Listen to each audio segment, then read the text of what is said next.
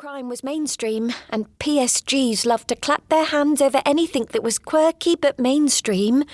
Drag queens, Halloween, astrology, that kind of shit. The Murder Girls drew a different energy to the metal bands I usually went to see at Brixton Academy, where the crowd was rougher, tougher.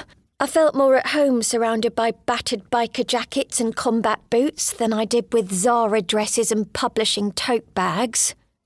I joined the back of the queue behind two student types, plain girls with long limp hair dressed in ironic charity shop chic. One wore an oversized tartan shirt and ugly 80s glasses that reminded me of Jeffrey Dahmer, while the other wore a black t-shirt that said, "I wonder if serial killers think about me as much as I think about them," in girly pink calligraphy.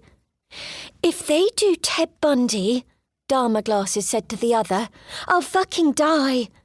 "They did Ted Bundy," her friend replied, "like 2 years ago." "Yeah, but so much has happened since then." "So much had happened since when?" I bristled. Ted Bundy was dead, executed by electric chair by the state of Florida in 1989. These fake fans had no idea what they were talking about.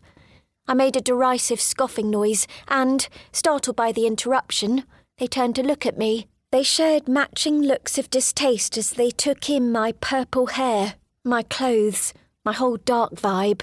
"What?" Dahmer glasses snapped.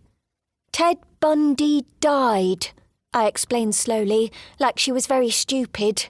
"Like 30 years ago?" They exchanged uneasy glances, and then Dahmer glasses said, So, realistically, how much more could have happened to a dead man?" I was being sarcastic, but then something occurred to me. What if there had been a development, a fresh angle, or some new information, and I'd missed it? With a flutter of excitement, I took a step towards her. "Wait, has something happened? Have they connected him to a cold case?" "I was talking about the film," she said, taking a step back. Her friend brightened as I deflated. "Ah, Zac Efron!" "Exactly!"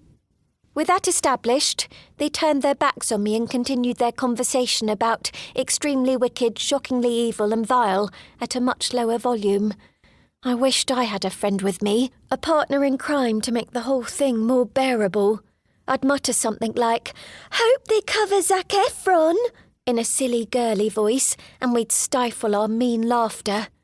Instead, I plugged in my headphones to listen to yesterday's episode again.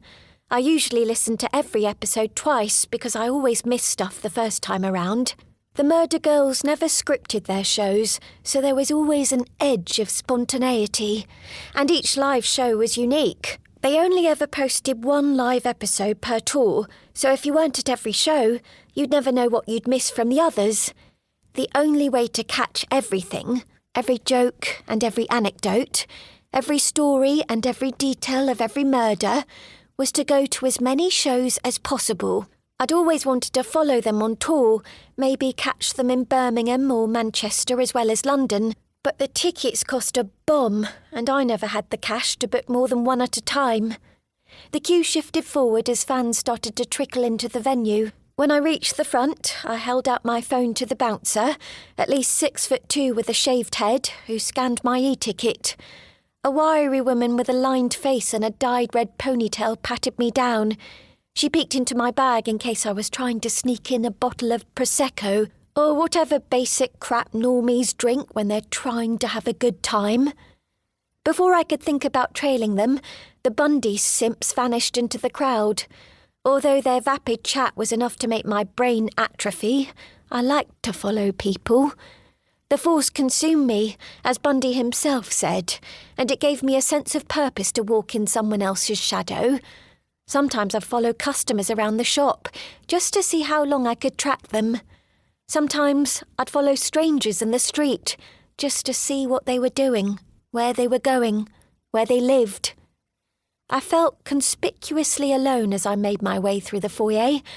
The air smelled like lush, sweet and cloying, a mingling of perfumes and body sprays, hair products and creams.